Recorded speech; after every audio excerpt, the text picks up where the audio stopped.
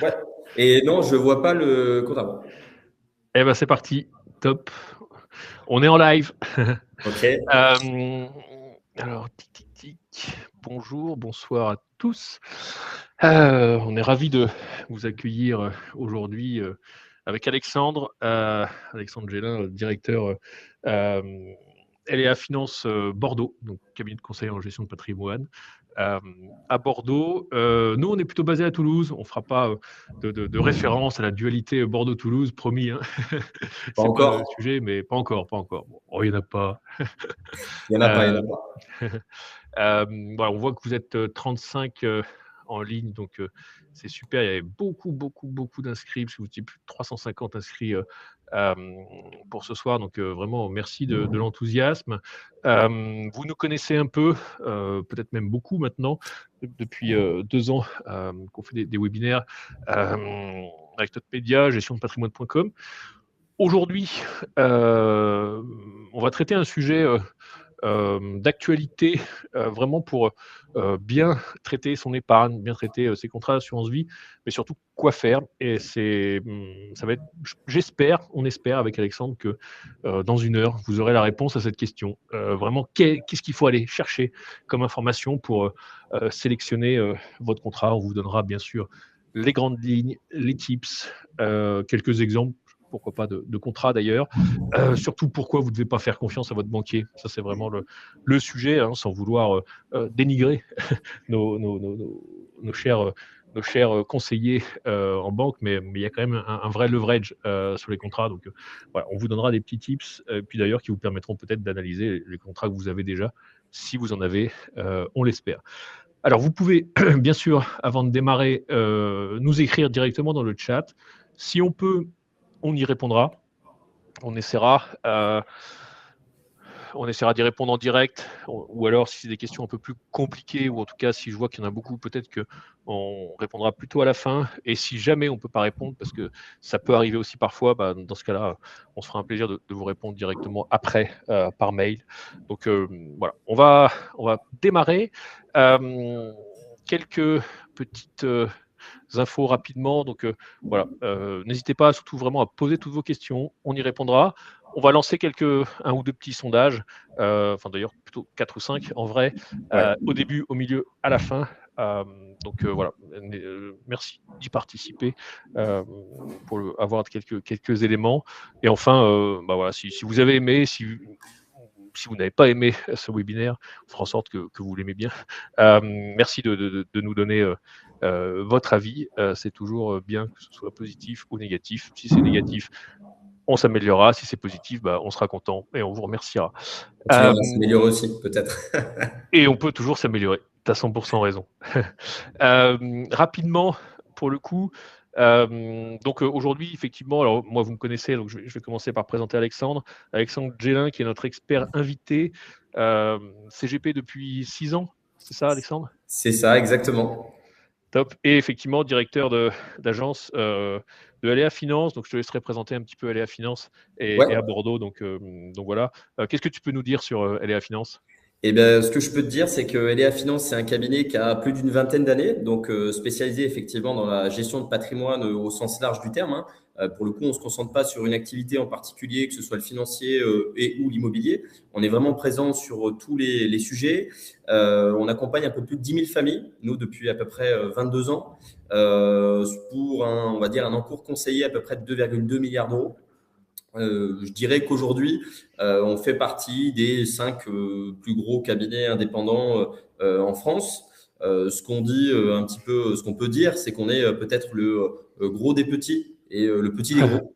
Mais on est exactement là où voulaient être effectivement les deux dirigeants historiques qui sont toujours aux commandes, c'est-à-dire voilà un cabinet proche effectivement de ses clients, qui cherche pas forcément la masse, mais qui cherche plutôt la qualité, et qui aujourd'hui se développe, on va dire, avec ses armes et sans vouloir aller plus vite que la musique. Voilà ce que je pourrais en dire en quelques mots. Eh ben, top, super.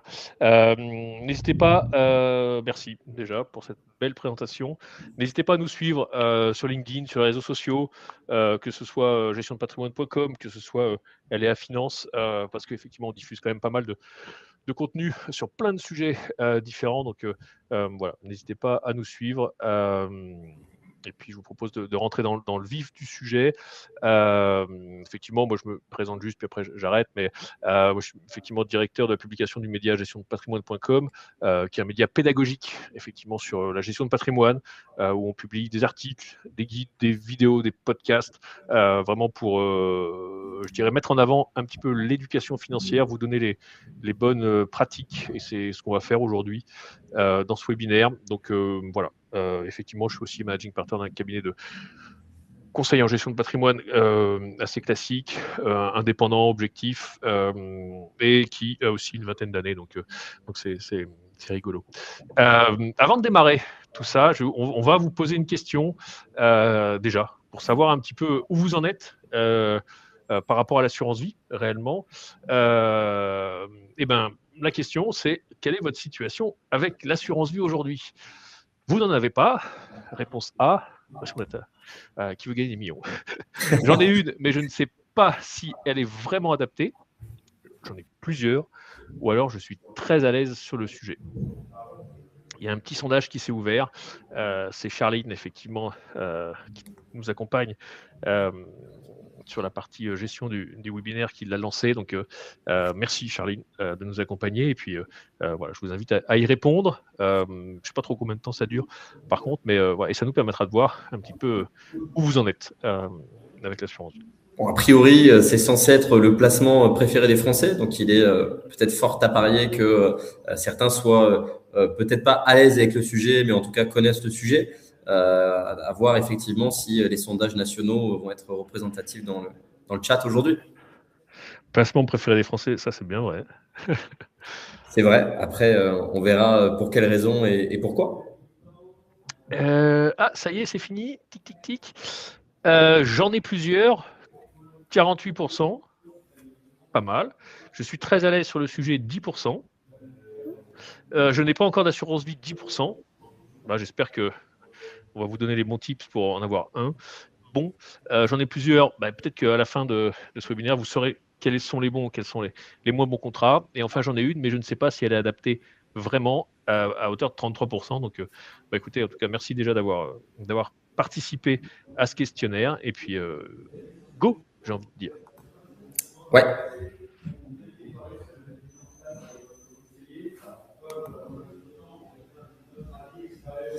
On va peut-être rappeler aujourd'hui finalement ce qu'est une assurance vie, puisque finalement, avec les réponses à ces questions, j'ai l'impression que des personnes ici en ont, en tout cas la plupart en avaient ou avaient déjà une idée sur le sujet.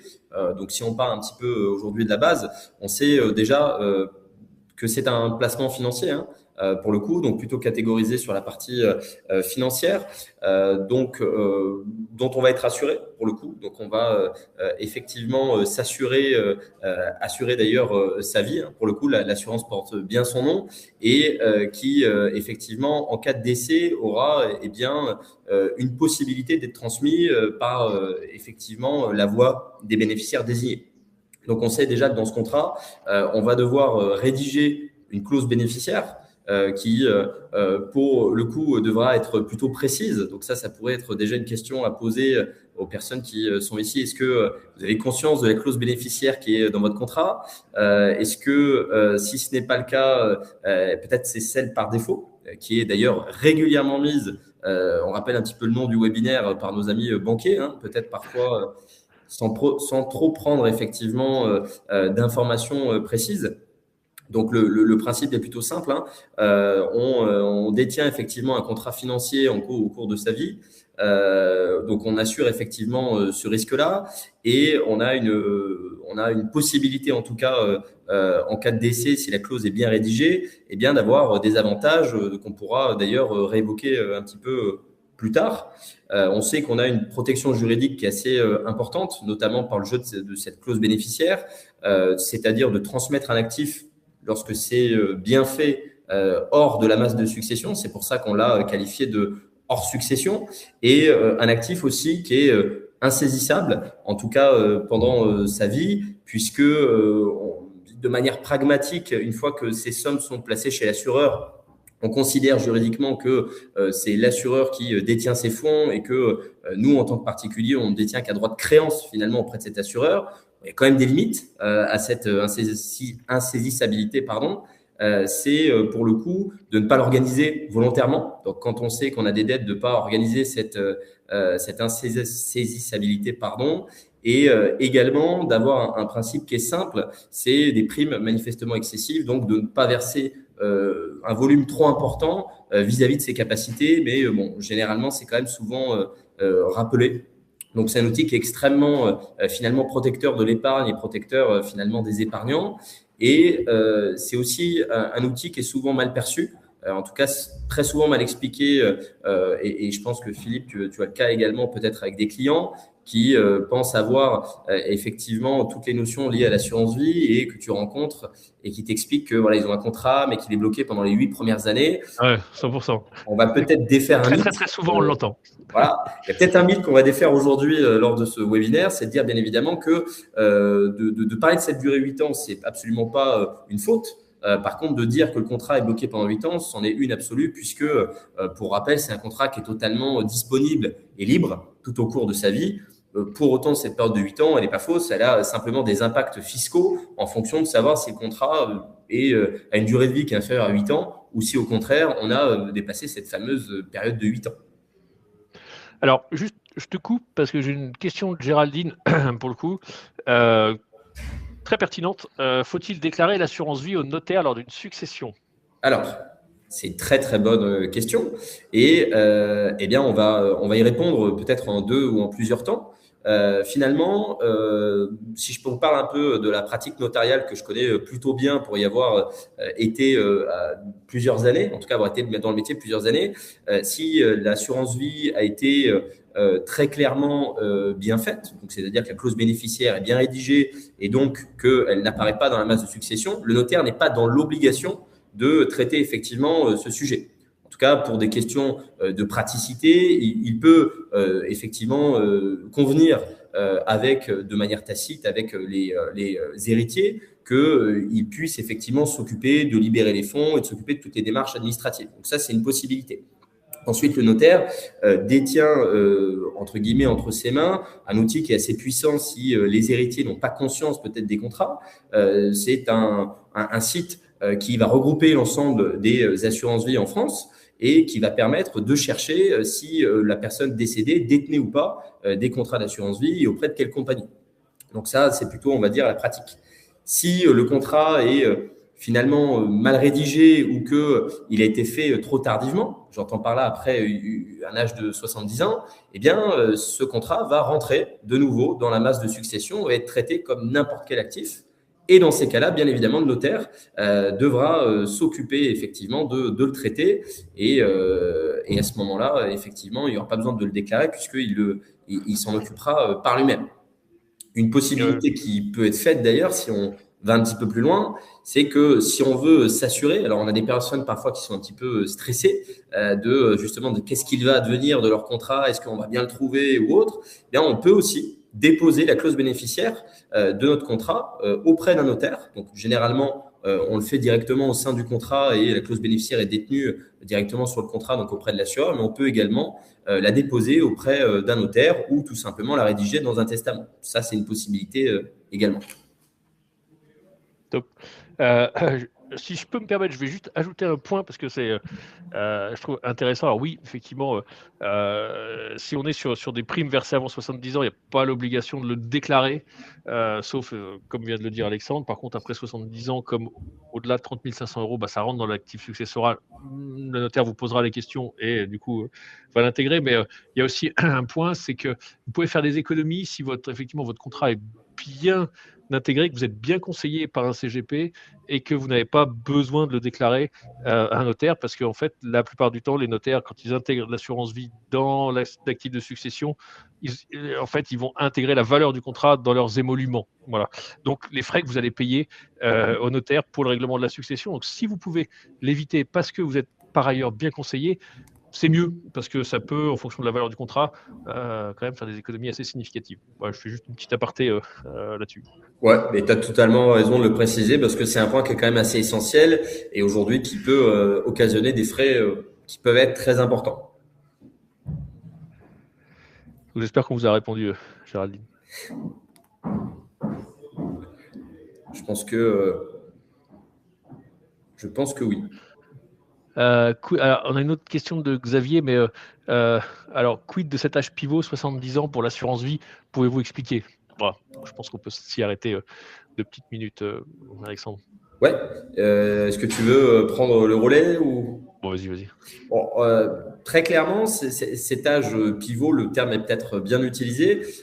C'est aujourd'hui quelque chose qui est assez important à avoir en tête et qui va occasionner effectivement une fiscalité plus ou moins importante, qui peut être une arme finalement très importante de l'assurance vie.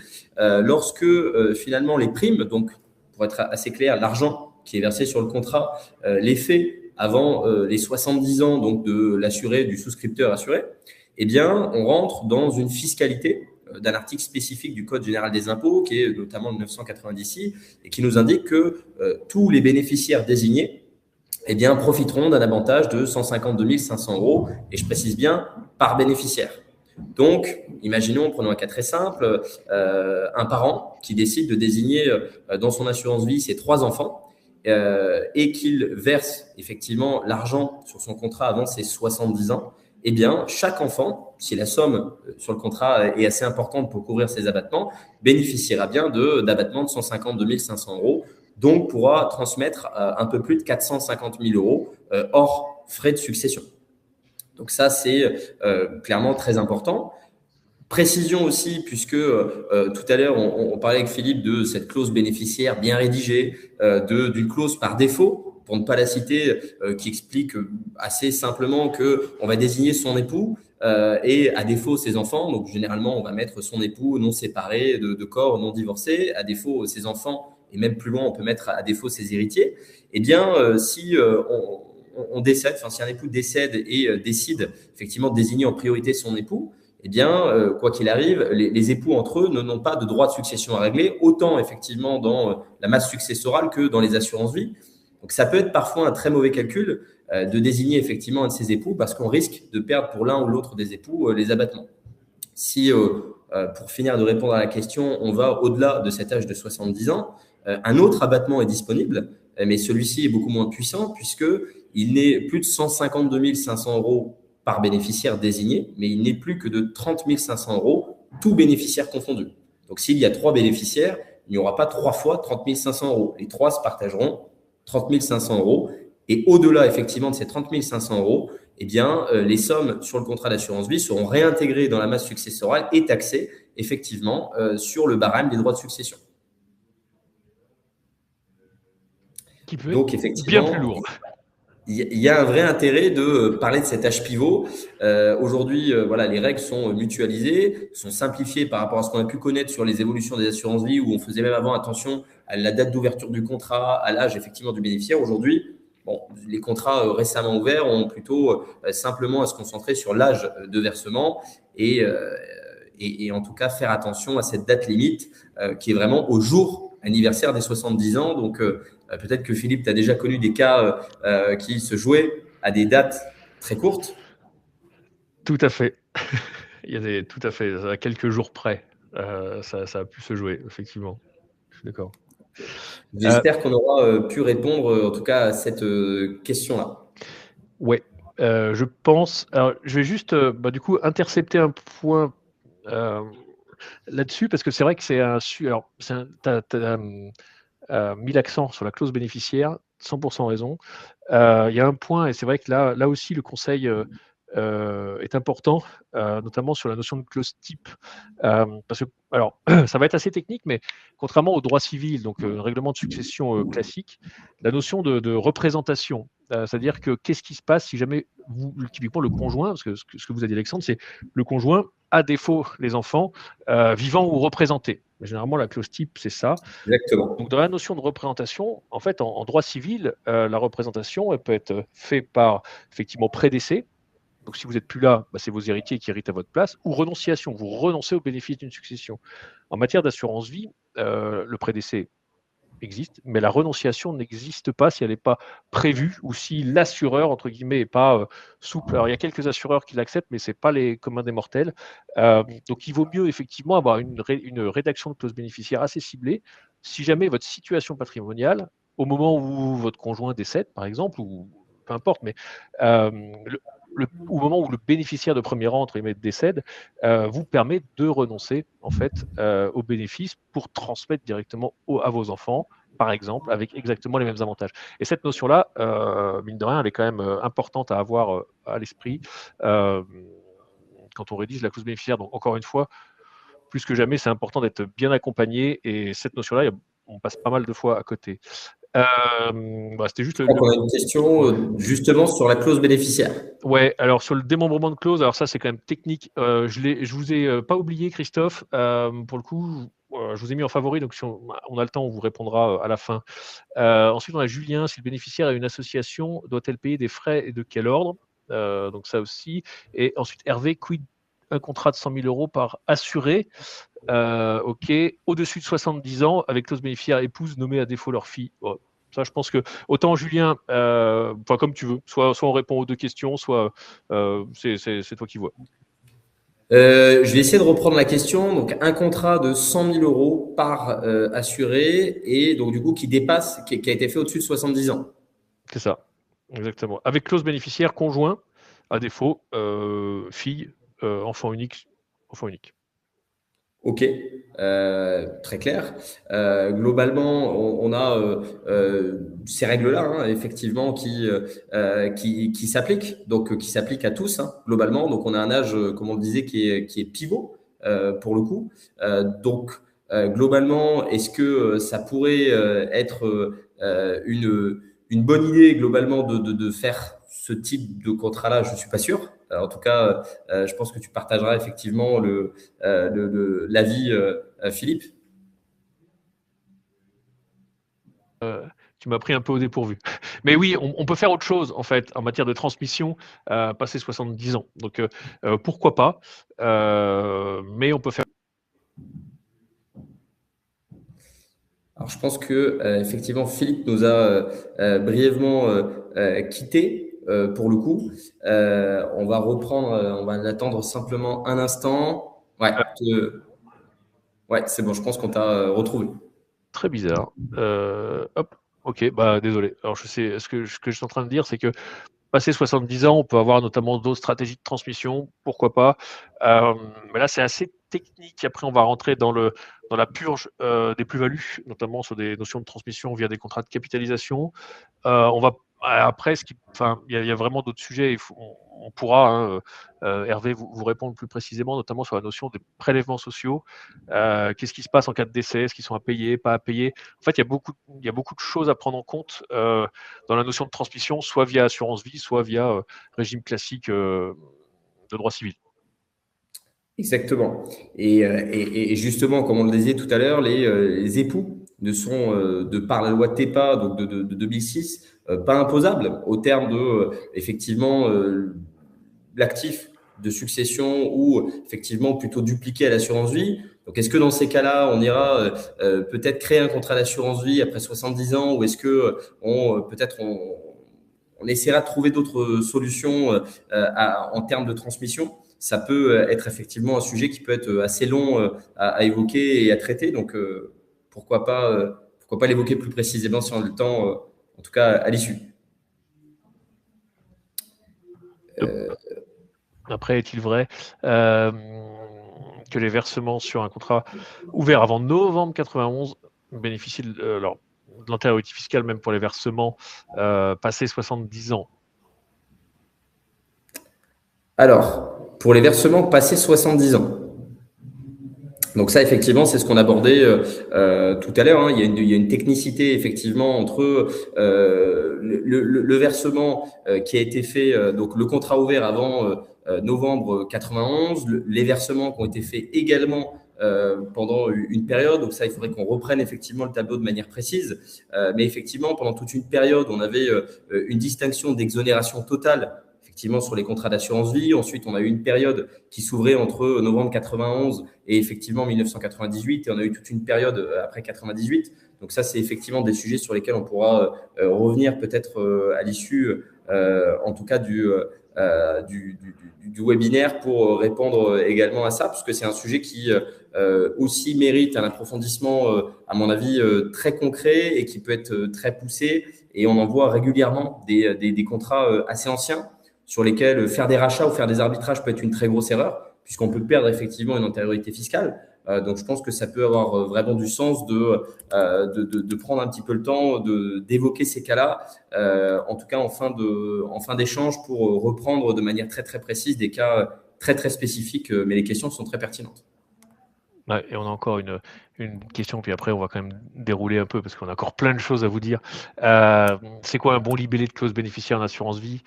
Cette question, elle est très large et je vais la répondre qu'en fait, il n'y a pas de... Alors, bien sûr qu'il y a une bonne rédaction, mais entre guillemets, le libellé de qui on désigne va dépendre d'une vision, un, de vos objectifs patrimoniaux, et deux, d'une vision de votre patrimoine de façon plus globale. Donc, on ne peut pas vous répondre stricto sensu sur cette question-là, Ludovic, malheureusement, mais effectivement, avoir un audit patrimonial global par un cabinet de conseil indépendant pour vous permettre effectivement d'avoir une solution, une rédaction adaptée serait la bonne solution. Exactement. Et j'ai envie de dire, je pense que ça va faire partie de ce qu'on va évoquer aujourd'hui, c'est-à-dire que un bon libellé pour quelqu'un n'est peut-être pas forcément pour finalement une autre personne, puisque les objectifs recherchés, puisque les situations patrimoniales, familiales sont pas les mêmes. Donc en fait, ce qui est valable pour l'un l'est pas pour l'autre, et c'est tout l'intérêt effectivement d'avoir une personnalisation auprès peut-être de cabinets, plutôt qu'effectivement avoir quelque chose, une masse un petit peu globale, comme ce qu'on peut de temps en temps retrouver en banque, avec des contrats effectivement qui sont faits à la chaîne et qui ont une personnalisation qui finalement n'existe pas ou peu.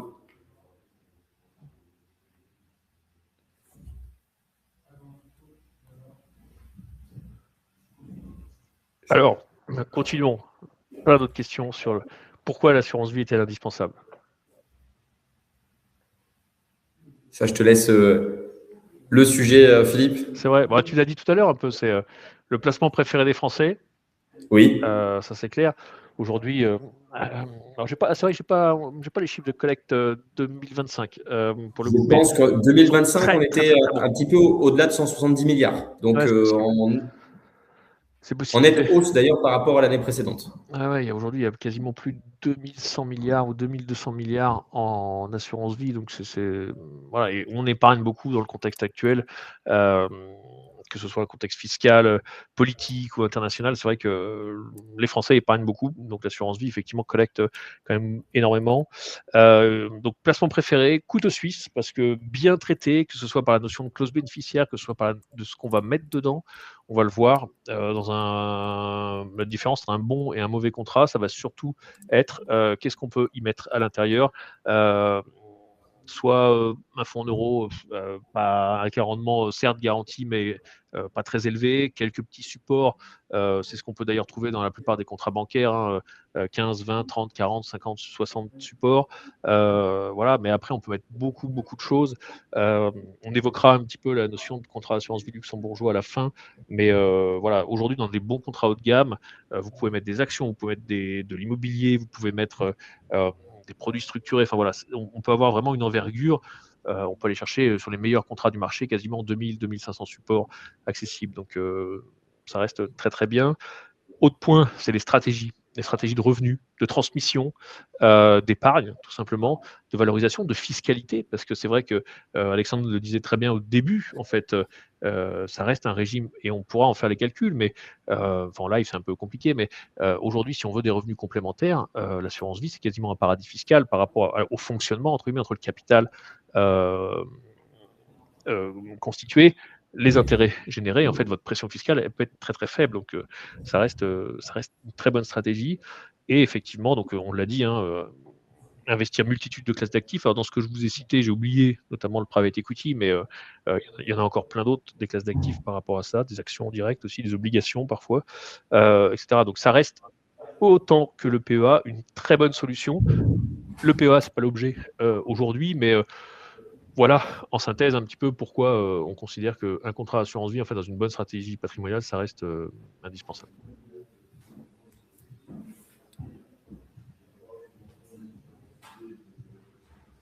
Je te laisse continuer, c'est bon? Ouais, je regarde effectivement s'il n'y a pas des questions. Capitalisation. On a d'autres questions peut-être sur lesquelles on pourra revenir, puisque une, après 70 ans, quel est l'intérêt de l'assurance vie par rapport à un contrat de capitalisation? Je dirais que ça peut être des stratégies très différentes en réalité, puisque deux choses un petit peu différentes entre le contrat de capitalisation et l'assurance vie. Le contrat de capitalisation de lui-même n'inclut pas de clause bénéficiaire, donc on ne va pas désigner un bénéficiaire, mais à l'inverse, on peut le démembrer directement, ce contrat, donc déjà avoir des stratégies de démembrement, là où sur l'assurance vie, on va avoir plutôt une stratégie de démembrement de la clause bénéficiaire, ce qui veut dire que le contrat de capitalisation, lui, au décès du souscripteur assuré, ne va pas se décanter, donc le contrat ne va pas se terminer et on va garder son antériorité. Donc, on peut avoir des stratégies finalement de garder effectivement l'antériorité fiscale du contrat, de garder effectivement les supports investis, ce qui peut avoir un intérêt sur le contrat de capitalisation. Là où sur l'assurance vie, on va plutôt jouer effectivement sur cette fameuse clause bénéficiaire qu'on évoquait, sur la transmission de capitaux directement, donc la non-conservation d'un support. Donc, je dirais que ce n'est pas opposé. Je dirais que ça peut être des stratégies complémentaires. On va peut-être se répéter plusieurs fois avec ce qu'on dit, mais est-ce que ça dépend d'un audit patrimonial, d'une stratégie? Je dirais clairement que oui. Et est-ce que avoir les deux dans un portefeuille, si on a la possibilité de le faire, est une bonne chose? Je dirais également que oui. Donc, il n'y a pas d'intérêt plus que l'autre finalement aujourd'hui. Si ce n'est de garder peut-être une antériorité fiscale ou de transmettre des capitaux et de jouer effectivement sur les abattements, peut-être en ligne directe, parce que si on fait un démembrement du contrat de capitalisation, on pourra profiter des abattements sa vie durant, c'est-à-dire effectivement en fonction de l'âge au moment de la donation, donc en fonction d'un barème qui est calculé par rapport à votre âge, donc en fonction de savoir si on a plus de 71 ans révolus ou non, et effectivement des capitaux qu'on pourra transmettre et des abattements qui restera effectivement à utiliser. J'espère que j'aurais pu répondre à Eliane. Quels sont les impacts du nouveau budget 2026 sur l'assurance vie? Peut-être te laisser répondre, Philippe. A priori, est-ce qu'il y a un impact aujourd'hui de… Merci de la patate chaude. Ouais, alors… Non, il n'y a pas de… L'avantage, c'est qu'il n'y a pas de budget. Oui, sauf un budget de financement de la sécurité sociale qui a plutôt impacté les PER que l'assurance vie, parce que pour le coup, l'augmentation des prélèvements sociaux touche pas l'assurance vie. Là où ça aurait… Alors, il n'y a pas vraiment d'impact, en tout cas par rapport aux grandes lignes dessinées aujourd'hui. Il y aurait pu en avoir un, mais je crois que c'est quand même plutôt abandonné sur la notion d'impôt sur la fortune improductive, merci. Où là, effectivement, en fonction de ce que vous aviez à l'intérieur du contrat, ça aurait pu être impacté. À ma connaissance, mais en tout cas, on n'a pas de projet de loi de finances réel, mais en tout cas, par rapport au sujet qu'on peut entendre à droite à gauche, l'assurance vie reste relativement tranquille par rapport à ça. Donc, ça reste une super solution. Et je crois qu'on a une très bonne nouvelle également, c'est-à-dire que l'augmentation des prélèvements sociaux sur les rachats ou en tout cas sur les intérêts du capital ne concerne pas en tout cas l'assurance vie. Donc en tout cas, on peut pour l'instant, entre guillemets, se réjouir du fait que pour l'instant, ce support-là en tout cas n'est pas impacté par l'évolution de cette flat tax. Exactement. Donc, j'espère qu'on aura répondu également à Catherine sur effectivement l'impact du nouveau budget 2026. Vous dire précisément qu'il n'y aura pas du tout d'impact puisque le budget, ou en tout cas la loi de finances définitive, n'est pas encore votée.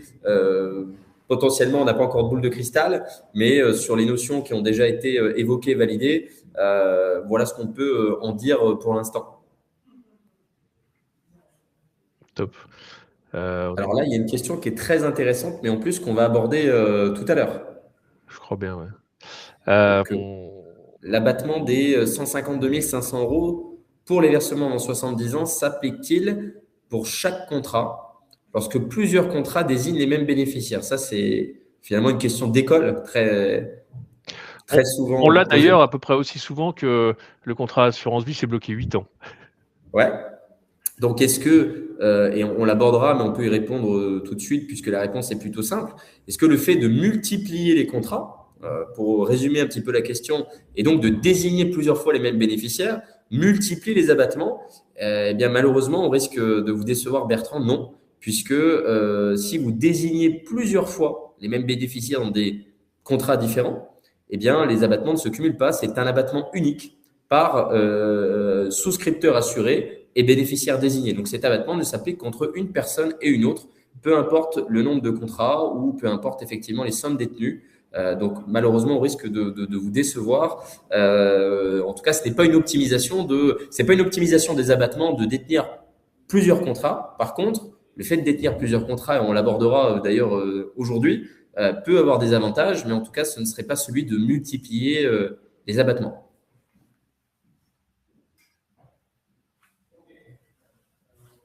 Top. Merci pour ta réponse qui est très claire. Je pense que Bertrand sera du même avis. Moi, je pense qu'on peut avancer sur l'importance du bon choix et puis après rentrer un petit peu dans le vif du sujet. Enfin, on y est déjà pas mal en vrai, mais Ouais. Finalement, dans le plan, les questions nous ont fait aller beaucoup plus en profondeur finalement que ce début de présentation qui était plutôt censé donner des grandes caractéristiques, mais en tout cas, les questions sont plutôt très intéressantes.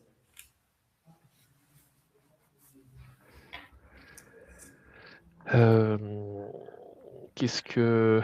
Ouais, bon, ça, on vous l'a dit, c'est, je dirais la punchline qu'on va garder avant de lancer un autre quiz et puis après de défiler un peu les grandes lignes. Ouvrir un contrat, c'est bien. Ouvrir le bon, c'est mieux. Voilà, je pense que c'est vraiment ce qu'on va essayer de mettre en avant dans la suite. Très clairement. On y reviendra sur la question intéressante pour le coup. Quel est l'avantage d'avoir plusieurs contrats pour un même bénéficiaire? Ah là là, ouais, c'est question super intéressante. Après, on y revient un point plus bas pour le coup. Donc, promis, on vous répond tout à l'heure. Je vais relancer le deuxième questionnaire pour le coup. Et puis après, on vous donnera un peu les 5 points, 5-6 points qu'on a voulu mettre en avant. Selon vous, quel est le critère le plus important pour une bonne assurance vie?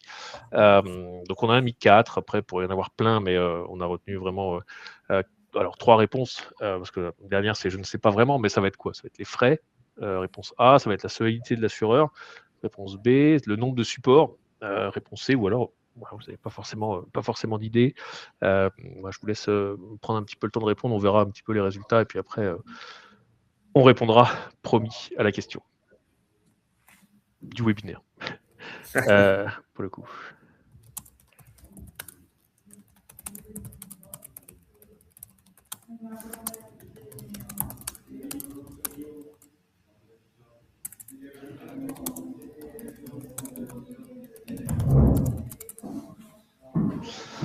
Alors, ça y est. Quels sont les critères? Donc, les frais, 20% de l'auditoire. La solidité de l'assureur, 35%. Le nombre de supports disponibles, 35%. Et 10% effectivement qui ne savent pas vraiment. Voilà, donc peut-être un petit commentaire là-dessus, Alexandre. Alors, excuse-moi, j'ai pas vu. Je te disais les frais, 20% sur les critères les plus importants. La solidité de l'assureur, 35%. Le nombre de supports disponibles, 35% également, ou voilà, je ne sais pas vraiment. Ok. J'ai effectivement l'impression que ça retrace souvent ce qu'on a l'habitude de voir. Alors, sur les frais, c'est plus faible que ce qu'on a l'habitude parfois d'entendre, puisque souvent c'est un critère, l'un des critères en tout cas qui peut être argué. La solidité de l'assureur, je pense que d'autant plus aujourd'hui. On regarde un petit peu où est-ce que sont placées les sommes. Je pense que et ça on l'a régulièrement en rendez-vous de savoir tiens qu'est-ce qui se passe en cas de faillite de tel ou tel établissement. Je pense que les gens ont eu presque un indicateur dans les années 2008 de ce que pouvait être finalement la solidité d'un établissement bancaire et même d'un très gros établissement. Donc, je pense qu'aujourd'hui, c'est un critère qui est aussi déterminant. Le nombre de supports disponibles, c'est intéressant parce que c'est des choses qu'on n'entend pas toujours régulièrement, en tout cas de savoir quelle est la disponibilité des supports. Peut-être qu'on y reviendra aussi en profondeur, puisque est-ce que le fait d'avoir 30 supports veut réellement dire qu'il y a une grande disponibilité? Je ne suis pas sûr, en tout cas pas toujours, et de savoir aussi qui propose les supports, parce que si tous les supports ont le même intitulé, est-ce que réellement on pourra dire qu'il y a une vraie diversification, une disponibilité des supports? Ça, c'est peut-être un sujet qu'on évoquera un petit peu après. Et a priori, on a quand même 10% qui, en tout cas, n'ont pas de critères vraiment définis. Donc, ça va être intéressant peut-être également pour eux de voir quels peuvent être les critères intéressants à évoquer, à analyser pour le choix d'un support. Top. Eh ben, rentrons dans le vif du sujet. C'est exactement à peu près les points qu'on va traiter maintenant.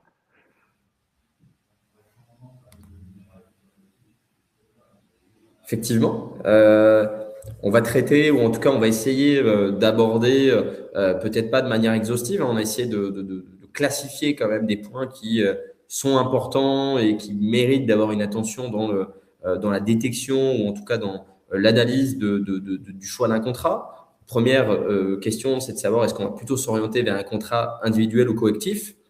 Très honnêtement, je pense que la plupart des gens qu'on a l'habitude de rencontrer pas tellement se poser cette question-là, qui peut finalement avoir un impact qui est assez important.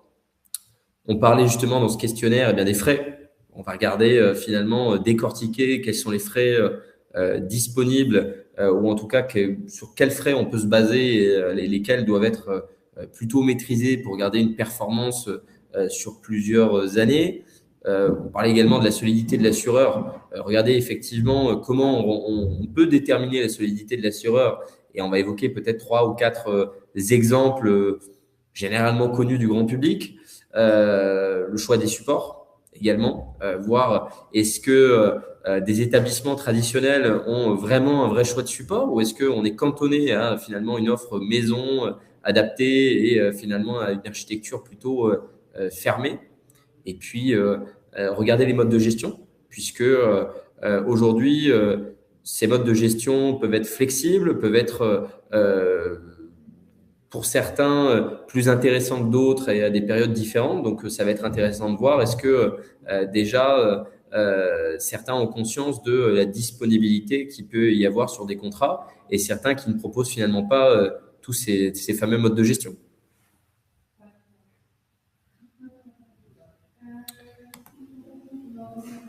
Donc, on va peut-être déjà commencer par ces 2 notions-là sur lesquelles on va revenir et qui ont finalement une différence qui est un petit peu fondamentale. Aujourd'hui, des contrats collectifs, qui sont, eux, pour le coup, établis par l'assureur et pour une typologie spécifique de personnes. En réalité, le souscripteur final, c'est-à-dire notre client, ne sera pas directement en lien avec l'assureur. C'est-à-dire que ces contrats-là vont être souscrits par des banques, par des associations qui vont négocier tous les termes en amont et vont pouvoir finalement ensuite les distribuer auprès des assurés. Ce qui peut être souvent avantageux, ou en tout cas souvent ce qui est argué, c'est d'avoir finalement des frais plus maîtrisés parce qu'on va toucher finalement une cible un peu plus importante. Là où on a des sujets qui sont moins avantageux, c'est que finalement l'assureur ou en tout cas l'intermédiaire pourra changer les termes du contrat sans avoir finalement à demander l'avis de l'assuré final, ou en tout cas simplement en lui apportant une information au préalable. Donc, ça peut être des frais, ça peut être une disponibilité des fonds, ça peut être énormément de choses.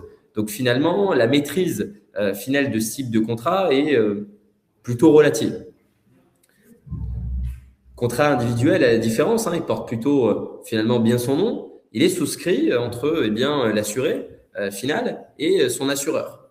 Et de ce point de vue-là, il pourra négocier tous les termes du contrat, en tout cas négocier les conditions du contrat, les frais, les disponibilités éventuelles du contrat. Et ce qu'on peut en tout cas maîtriser beaucoup plus que sur le contrat, c'est de n'avoir aucune condition qui change sans avoir demandé l'avis effectivement de l'assuré, ou en tout cas, il faudra lui faire signer un avenant. Donc, les conditions ne pourront pas changer du jour au lendemain, à l'inverse effectivement d'un contrat collectif qui, lui, pour le coup, pourra énormément évoluer sans avoir à demander l'aval finalement de l'assuré final. Donc, il y a quand même une vraie distinction entre ces deux contrats et pour le coup, qui doit, à mon sens, être plutôt bien maîtrisé dès le départ. Ouais, c'est 100%, tu as raison, c'est pas des sujets qui sont faciles à trouver, des informations qui sont forcément faciles à savoir, sauf si vous regardez effectivement la première, deuxième page ou troisième page de la notice d'information ou des conditions générales du contrat qu'on vous propose. Mais à la louche, tous les contrats que vous pouvez avoir en banque de détail, donc votre agence bancaire du coin, même en banque privée, la plupart du temps, sont quand même des contrats individuels, dans des contrats collectifs, pardon. Donc, sont plutôt effectivement des contrats collectifs, même en banque privée. Donc, attention à ça, pour le coup. Et surtout, sur les contrats que vous allez trouver sur Internet, sont la plupart du temps aussi des contrats collectifs. Donc, voilà, il y a une vraie différence, comme vous l'a expliqué Alexandre. Le contrat individuel, vous êtes moins sujet à des fluctuations, plutôt dégradation de votre contrat, mais ils sont accessibles alors soit par des circuits de distribution particuliers comme les CGP, soit alors carrément en gestion de fortune. Mais là, c'est plus difficile d'y accéder. Les contrats qu'on peut vous proposer, en fait, même à partir de 1 000 €, en fait, vous pouvez avoir accès à un contrat individuel. Donc, c'est une des grandes forces qu'on a, mais ce sujet-là, qui est pour moi quand même, alors quand on fait des comparaisons de contrats, c'est le premier point qui ressort, mais c'est quand même un sujet essentiel. Donc, vraiment attention à ça pour vous. Exactement. Tout à fait, c'est tout à fait ce que dit Jean-Paul. Les contrats individuels sont meilleurs, mais la plupart des contrats proposés sont des contrats collectifs. Tout à fait. Il faut juste trouver le bon interlocuteur, Jean-Paul. Et pour ça, Alexandre est là. Pas de souci. On va peut-être aborder effectivement donc le second point, et on va parler souvent d'un sujet qui est au cœur effectivement des échanges, à tort ou à raison d'ailleurs, et regarder effectivement quels sont déjà les frais qui s'appliquent dans un contrat d'assurance vie. On peut avoir des frais qui sont des frais d'entrée ou des frais sur des versements, qui soient versements initiaux ou versements complémentaires sur une assurance vie. Idéalement, le plus faible possible, puisque plus les frais vont être importants dès l'entrée, plus il va falloir soit du temps ou en tout cas soit de la performance pour les rattraper. Souvent, c'est ce qu'on voit également nous de notre côté avec nos clients. Il ne faut pas non plus que ce soit rédhibitoire. C'est-à-dire qu'aujourd'hui, vouloir absolument forcément des frais à zéro n'est pas gage d'une performance, et le fait d'avoir des frais très importants n'est pas non plus gage d'une performance. Donc, il faut essayer de trouver un juste milieu entre des frais mesurés, mais également qui soient justifiés par une gestion, par en tout cas une proactivité. Et ce que je dis de temps en temps à des gens qu'on a l'habitude de croiser, c'est que finalement, ce qui aujourd'hui n'a pas de prix n'a aucune valeur. Donc aujourd'hui, parfois, vouloir absolument zéro frais veut peut-être dire aussi zéro performance, zéro rentabilité, zéro suivi et zéro accompagnement. À l'inverse, le fait de mettre des frais à 5% ne justifie pas pour autant, en tout cas, pourrait plutôt être rédhibitoire de dire que le conseil sera très bon et que ça va très bien marcher derrière. Donc, un petit peu comme pour tout, trouver le juste milieu et le juste équilibre entre des frais qui soient justifiés par un conseil, un accompagnement, un service de qualité et qui va effectivement avec ce que vous recherchez. Donc ça, c'est les premiers frais qui peuvent s'appliquer, qui d'ailleurs ne s'appliquent qu'une fois, effectivement, le capital versé. Si vous avez effectivement des versements périodiques ou programmés, il est possible que vous ayez des frais également sur ces versements, mais en tout cas, sur les premiers versements sur le capital initial, ces frais ne s'appliqueront qu'une seule fois. Ensuite, on va avoir des frais de gestion annuels, donc qui par principe sont justifiés par la gestion de ce contrat. Pour le coup, qui vont différer entre des fonds euros, donc les fonds à effet cliqué, donc les fonds garantis du contrat d'assurance vie, j'ai presque envie de dire la poche de liquidité de ce contrat, et ces fameuses unités de compte qui, elles, pour le coup, n'ont pas de capital garanti, sauf exception et sur lesquels on va pouvoir retrouver des frais sur certains contrats. Est-ce que ce sont les meilleurs, en tout cas, sur certains contrats qui seront inférieurs à 0,7% par an et qui peuvent monter, grosso modo, jusqu'à à peu près 1%. Sur le fonds euro, on peut retrouver des frais entre à peu près 0,5 et pareil 0,9, 1% par an. Donc, c'est aussi des questions qu'il faut se poser, de savoir si est-ce que ces frais de gestion sont justifiés. Est-ce qu'aujourd'hui, si un contrat a été placé 100% en fonds euros, est-ce que des frais élevés sur ce type de fonds qui méritent presque, enfin, je dis presque pour ne pas dire aucune gestion, sont réellement justifiés à 0,9? Ou est-ce qu'au contraire, si on avait un objectif de lecture sur ce type de fonds, est-ce qu'il ne faudrait pas rechercher les frais les plus bas? Ça, c'est une question qu'on peut légitimement se poser. On peut aussi retrouver des frais d'arbitrage. Donc, les arbitrages, pour être assez pragmatiques, ce sont les possibilités de changer, effectivement, de faire des vases communicants d'un support à un autre, d'amener effectivement des fonds euros vers des unités de compte, ou à l'inverse, d'amener des unités de compte vers des fonds euros ou vers d'autres typologies de fonds. Donc, de faire effectivement des modifications, des changements sur son contrat. Idéalement, c'est ce qu'on indique avec Philippe, s'ils sont à zéro, c'est très bien. C'est ce qui nous permet d'avoir une flexibilité et une possibilité de changement presque finalement infinie. Ça existe effectivement sur certains contrats. Sur d'autres contrats, eh bien, on a le premier arbitrage annuel qui est gratuit, et sur d'autres, effectivement, les frais d'arbitrage sont limités à un certain montant forfaitaire ou en pourcentage.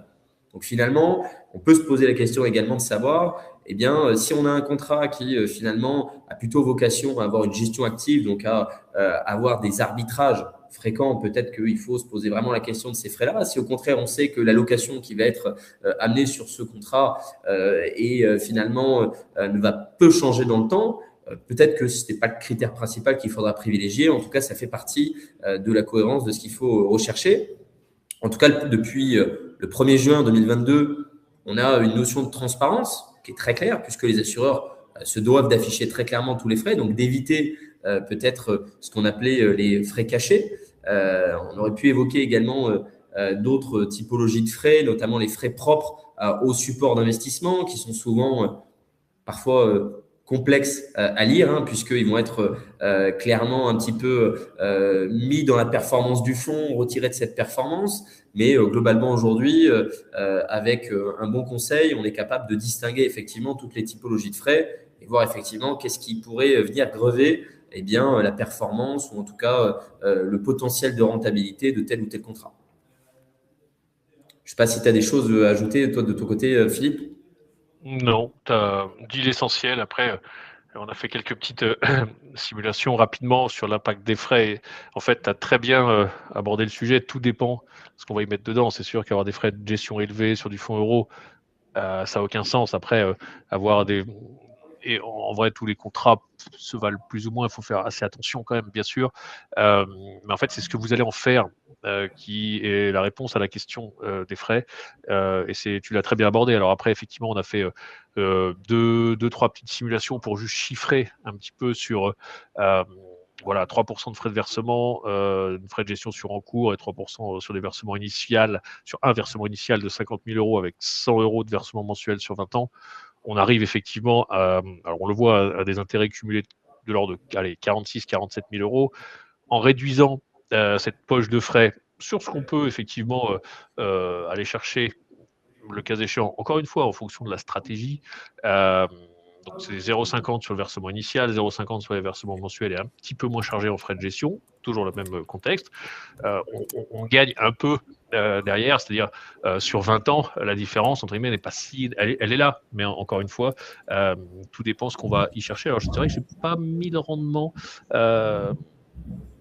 qu'on a été chercher. C'est une erreur, pour le coup, et honnêtement, je ne me rappelle plus, mais c'est pas un rendement qui est très, très important non plus. On n'a pas été chercher le rendement moyen des actions sur 20 ans, par exemple, qui est de l'ordre, si on prend le MSCI, qui est de l'ordre de 7% donc par an. Ça doit être plus un rendement standard, type fonds euro ou alors profil équilibré à 3, enfin, pour fonds euro à 3, on va dire 4, 4,5 pour un profil équilibré. Mais vous voyez qu'on arrive que à 7 400 euros d'écart. Au final, si à côté de ça, vous avez du conseil et potentiellement un meilleur rendement, parce que là, c'est vrai que je ne l'ai pas intégré, mais ça peut jouer beaucoup. Donc, parce que voilà, c'est tout à fait juste ce que tu as pu aborder sur la notion des frais. Attention à ne pas tomber dans toujours le retail, parce que ça peut vous coûter sur plein d'autres sujets, un contrat individuel, une mauvaise clause bénéficiaire, etc. Et le propre de la gestion de patrimoine, c'est vraiment avoir une vision globale et pas uniquement centrée ou focusée sur la notion de frais. Bien sûr, il faut être vigilant, mais il n'y a pas que ça à regarder. Ouais, c'est clair. Et je pense que ce que tu abordes est très important. C'est-à-dire qu'aujourd'hui, avoir un contrat avec 0 frais d'entrée, mais une performance annualisée sur 20 ans d'1%, finalement, il aurait peut-être mieux valu avoir un contrat avec 2% de frais d'entrée, qui peuvent être d'ailleurs des frais d'entrée uniques, comme on l'abordait, mais avec une rentabilité annualisée sur 20 ans, peut-être de 5%. Finalement, l'écart se creuserait au profit des frais d'entrée. Et pour autant, sur du court terme, généralement, on va privilégier ce qui nous coûte le moins cher à un instant T. Et ce qu'on peut dire, c'est que parfois, le pas cher coûte toujours trop cher. Donc, c'est un juste équilibre à trouver. 100%.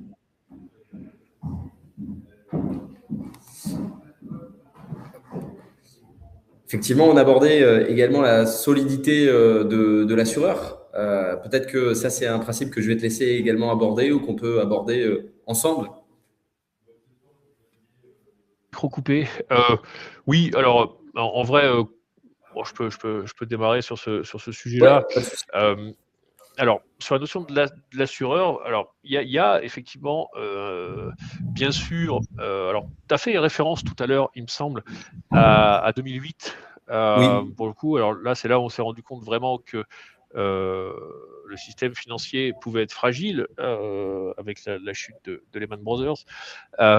Et en fait, ça a mis en évidence quand même cette notion de que le too big to fail, donc trop gros, entre guillemets, pour s'écrouler, elle n'est pas si vraie que ça. Alors, bon, depuis, et finalement, sans rentrer, puis après on va s'arrêter là, mais les banques centrales mettent la main à la poche plus que de nécessaire. Hein. On l'a vu et revu, pour le coup. Mais ça a quand même mis en évidence cette notion de risque derrière. Il y a des garanties qui sont là. Il faut savoir que notamment le fonds de garantie des assurances de personnes. Hein, alors j'ai mis la référence, puis c'est vrai qu'il y a une erreur dans l'URL. Mais on a été chercher les vraies données. Pardon, ouais, tout à fait, ouais, merci. On a été chercher les vraies données. Merci Alexandre. pas de souci. Par rapport à ça, donc il y a effectivement une garantie de 70 000 euros par assureur et par contrat. Voilà, donc tout à l'heure, je ne sais plus qui, mais vous avez fait référence à la notion d'intérêt de souscrire plusieurs contrats. Bon, ça peut être une piste. Voilà. Et après, on verra qu'il y a d'autres sujets. Mais il y a cette notion de garantie. Puis en fait, quand on regarde un petit peu cette notion-là, on va se poser la question de la valeur, en fait. Qu'est-ce qui garantit? Et je vais faire une comparaison avec un adage qui est une promesse n'engage que celui qui l'entend. Voilà. C'est un peu pareil là, parce qu'en fait, ce fameux fonds de garantie, on a été chercher les données à fin 2023 d'un rapport officiel. On n'a pas 2020, et sur le site, hein, d'ailleurs, je vous ai mis la référence, on n'a pas 2024, on n'a pas 2025, mais c'est du même ordre. Il y a une provision automatique qui se fait chaque année et les assureurs cotisent, mais c'est à peu près, alors ça a grandi, on a peut-être atteint 2000 millions d'euros. Mais en gros, cette notion-là, elle est importante à savoir, c'est que en fait, le fonds de garantie, s'il y a un assureur qui font les plombs, vous n'allez pas revoir votre argent. Tout à l'heure, on vous disait, il y a à peu près 2100, 2200 milliards en assurance vie. Okay. Le fonds de garantie, il est garanti à hauteur de 2000 millions. Je vous laisse faire le ratio, il en manque un peu. Donc s'il y a un assureur qui font les plombs, pourquoi pas mais s'il y en a deux, en fait, le système s'écroule et votre garantie, elle vaut rien. Donc attention à ça. On verra tout à l'heure qu'on peut faire autre chose pour garantir des garanties limitées, notamment si vous avez accès à un certain volume. On peut accéder au Luxembourg, peu importe, mais il y a quand même cette notion-là. Donc attention à ça. Après, par contre, si on rentre dans le détail, et tout à l'heure, Alexandre y faisait référence, alors on a pris 4 assureurs qui ont plutôt pignon sur rue. Alors, on n'a pas mis les contrats derrière, mais typiquement sur Avenir, assure beaucoup de contrats qu'on peut trouver sur Internet. Typiquement du Yomoni, c'est un contrat sur Avenir. Spirica, il y a beaucoup de contrats type Lynxea qui sont assurés chez Spirica. Donc, on va chercher des gros assureurs. Generali, c'est pareil, il y a des contrats en ligne Generali. Et puis, en vrai, nous, en tant que CGP, on est courtier en assurance et en fait, on va aller chercher des contrats de ces compagnies. Alors, c'est pas les mêmes. La plupart du temps, c'est ce qu'on vous disait, c'est des contrats qui sont plus haut de gamme, voire très haut de gamme. En fait, on peut avoir des contrats équivalents gestion de fortune pour des seuils d'accès qui sont quand même bien plus faibles, puisque en fait, vous pouvez avoir accès à un contrat à gestion de fortune pour 2 000 euros ou 5 000 euros en fonction, 10 000 euros en fonction des compagnies d'assurance. Donc, voilà, c'est quand même une chance. Tout ça pour dire quoi? Qu'on a pris 4 assureurs de renom, juste pour aller chercher les ratios de solvabilité. Et c'est ce qu'on voit là. 234% pour Cardiff. Donc, pas passer le. Ouais, c'est bon. 234% pour Cardiff, bah, ça va quand même. Ils ont en fonds propres 2,34 fois ce que vous avez chez eux. Sur Avenir, 284%. Generali, effectivement, 150%. Vous pouvez vous dire que c'est un peu plus faible. Par contre, effectivement, c'est que l'assureur vie France, c'est pas l'assureur vie international. Et ça change tout.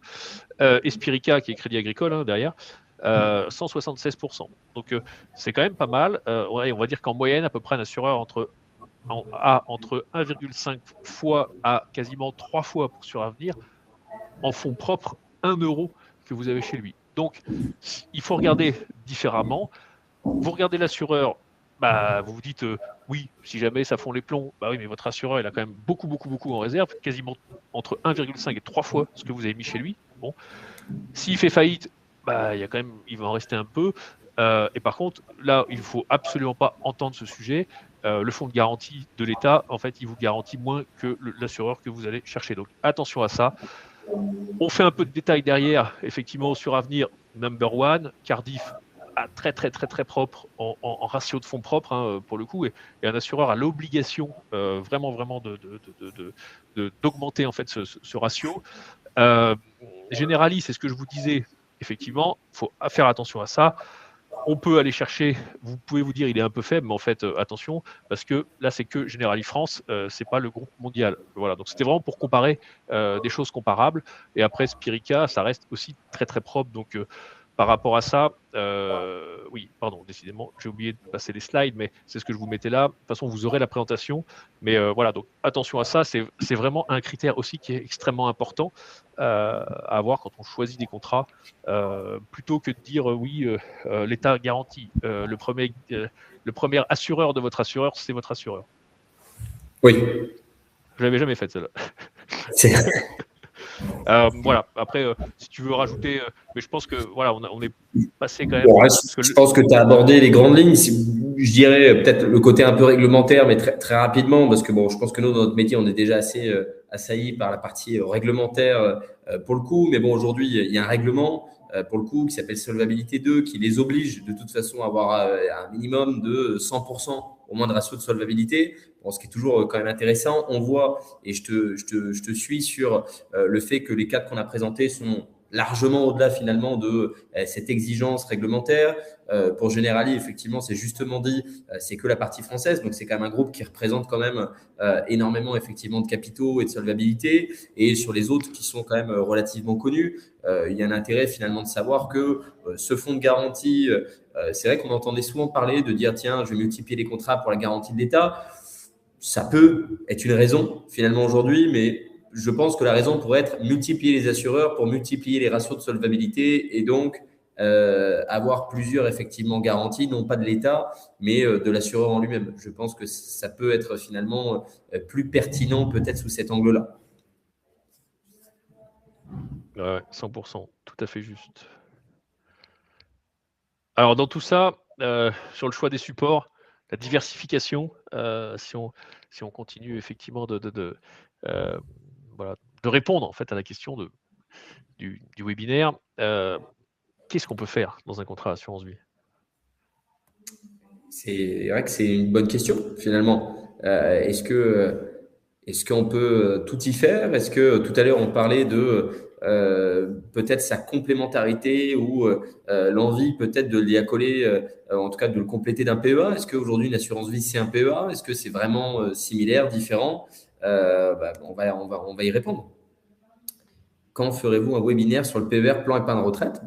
Peut-être prochainement. Je ne sais pas si c'est prévu, mais c'est tout à fait dans nos cordes. Ouais, si on ne l'a pas déjà prévu. Ouais. On vous tiendra au Donc, courant de toute façon. Vous pouvez ouais, vous abonner aussi si vous n'êtes pas déjà abonné pour vraiment recevoir nos actualités. N'hésitez pas à vous inscrire aussi, voilà, nous suivre sur les réseaux sociaux, à nous contacter sur notre site directement gestiondepatrimoine.com. Comme ça, après, on pourra vous tenir au courant via des newsletters, etc. Donc, en tout cas, oui, on sait faire et on fera, bien sûr, très prochainement, si ce n'est pas déjà programmé, un webinaire sur le PER.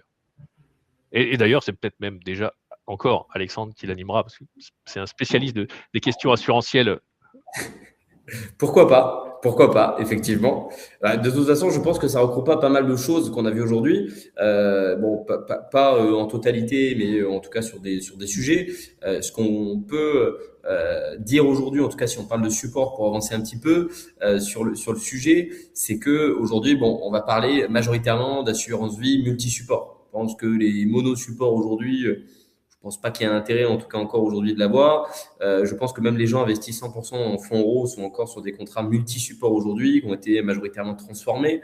Ce que ça veut dire, en tout cas ça porte plutôt bien son nom, c'est qu'on peut y intégrer différents typologies de supports. On a deux grandes catégories qui se distinguent. Première étant plutôt le fonds euro, donc le fonds garantit effectivement ce qu'on disait tout à l'heure, Philippe, le fonds de liquidité finalement du contrat, qui, pour le coup, est investi majoritairement sur des obligations d'État et de grandes entreprises, hein, pour le coup, pour détenir et garder une stabilité, avoir ce qu'on appelle l'effet cliquet, donc que les intérêts générés sont acquis et définitivement, pour le coup, acquis, en contrepartie d'une performance beaucoup plus limitée, si ce n'est plutôt faible, effectivement. À l'inverse, on va y opposer plutôt les unités de compte. J'ai presque envie de dire c'est tout le reste qu'on pourra évoquer, les actions, les obligations, finalement les parts immobilières, les produits structurés.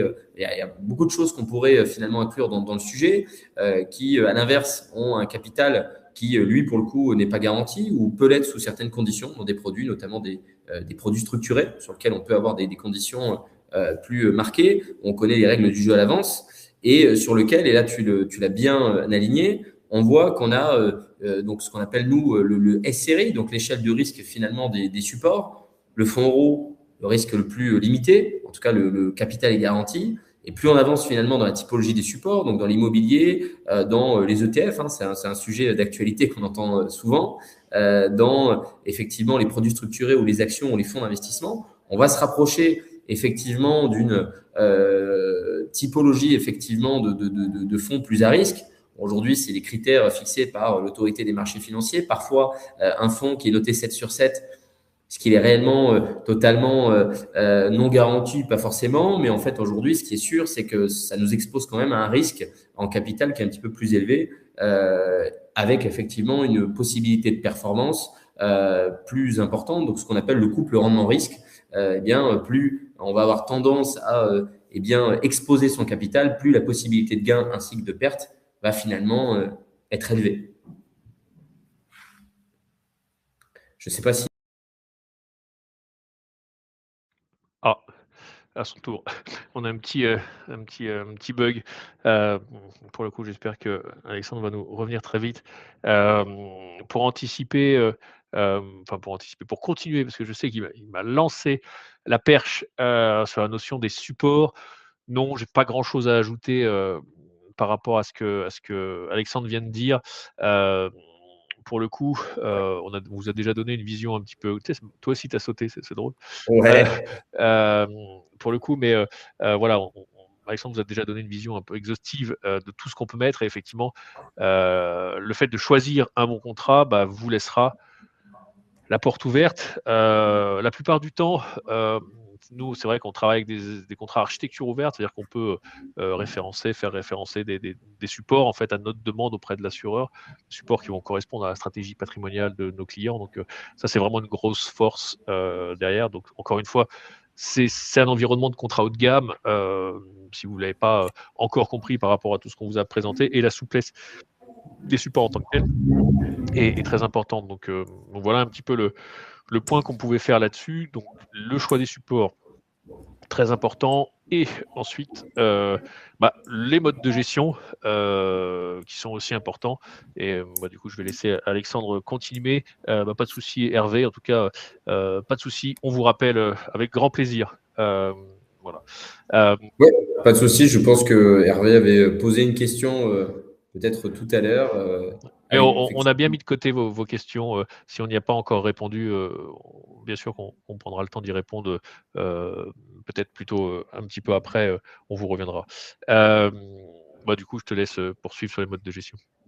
Ouais, je vais faire un parallèle avec tout de suite avec ce que tu disais, notamment sur l'environnement haut de gamme. Et tu le disais, avoir effectivement une architecture ouverte, c'est extrêmement important dans le choix effectivement des supports, dans le fait de pouvoir faire référencer auprès d'un assureur ou de plusieurs assureurs, eh bien des fonds qui ne le seraient pas directement, donc des fonds qu'on va créer finalement peut-être sur mesure ou faire créer sur mesure pour nos clients, ou finalement amener des propositions qui viendraient effectivement d'autres assureurs ou d'autres propositions qui ne seraient pas finalement référencées auprès de l'assureur sur lequel notre client est effectivement investi. Et sur les modes de gestion, il faut avoir conscience qu'il en existe plusieurs. On en a cité quatre grands.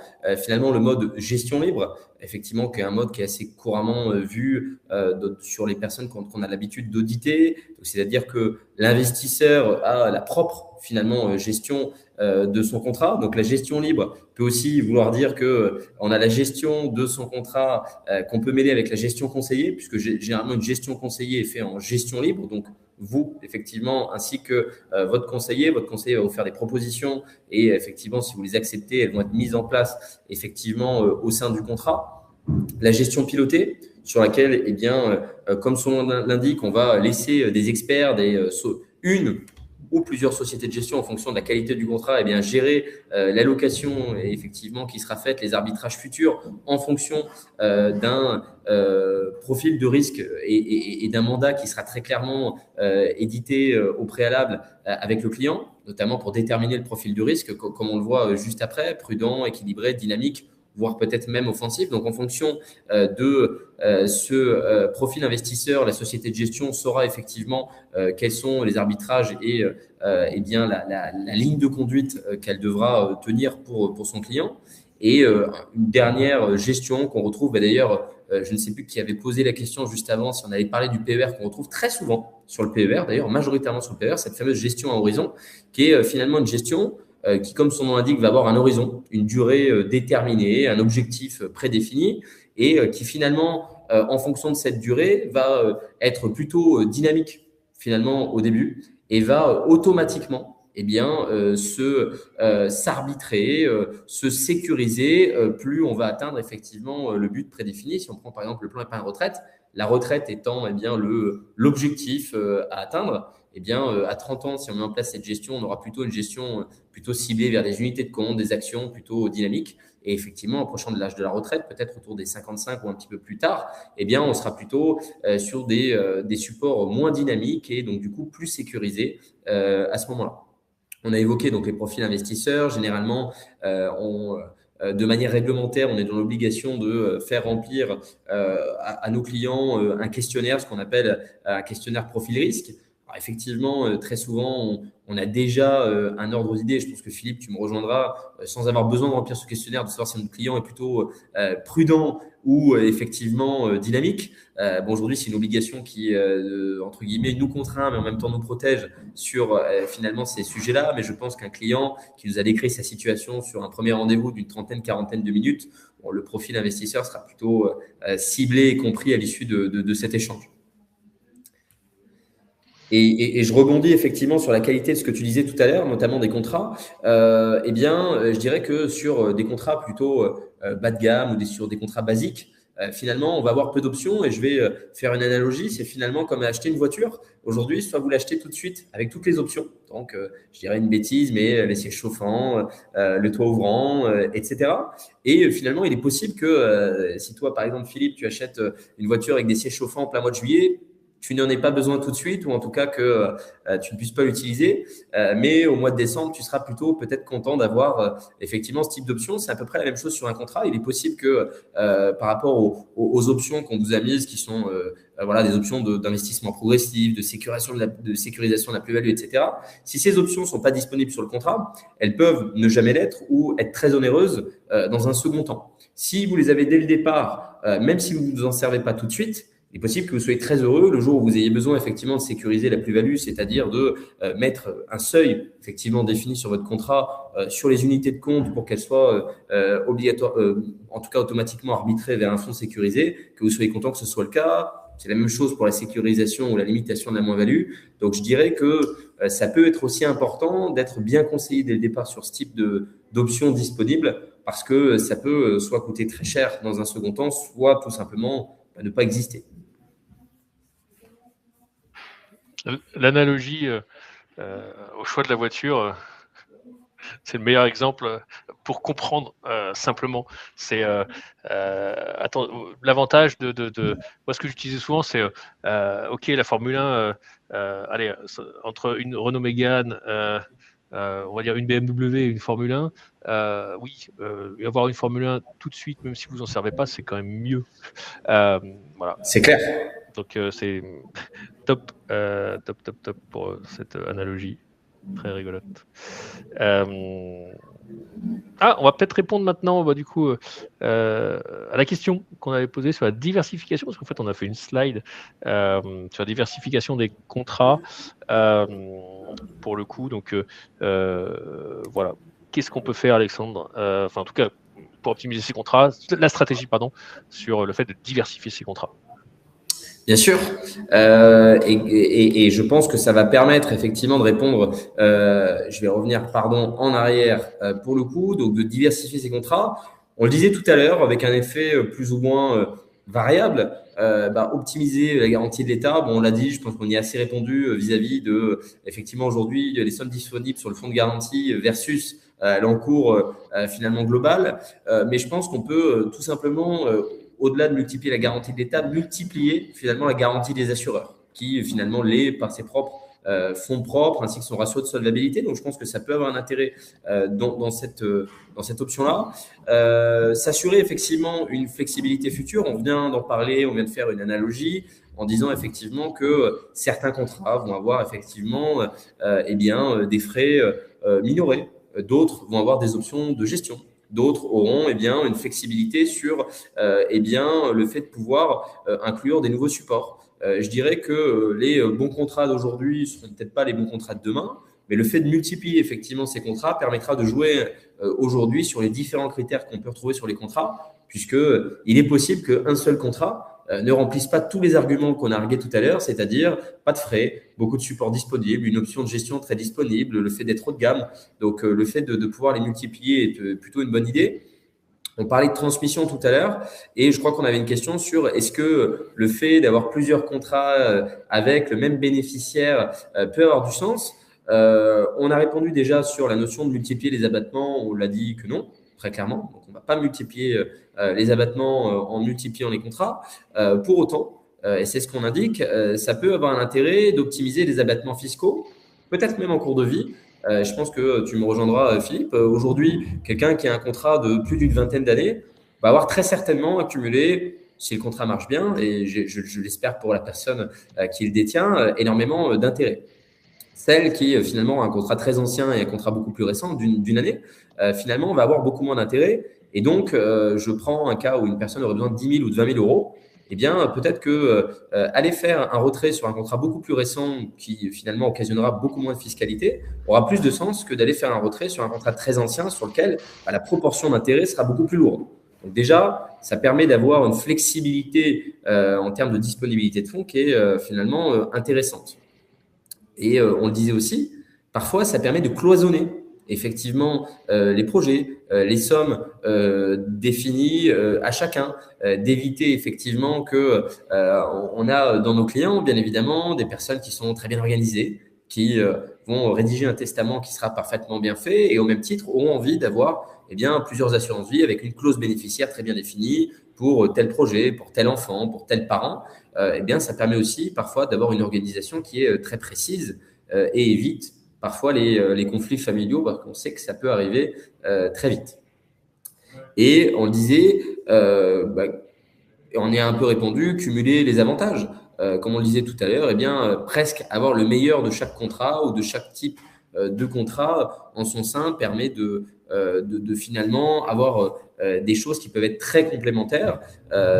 Et on en parlera peut-être en fin d'échange. Pourquoi pas multiplier peut-être la nationalité également de ces contrats qui peuvent aussi avoir un impact intéressant. Top.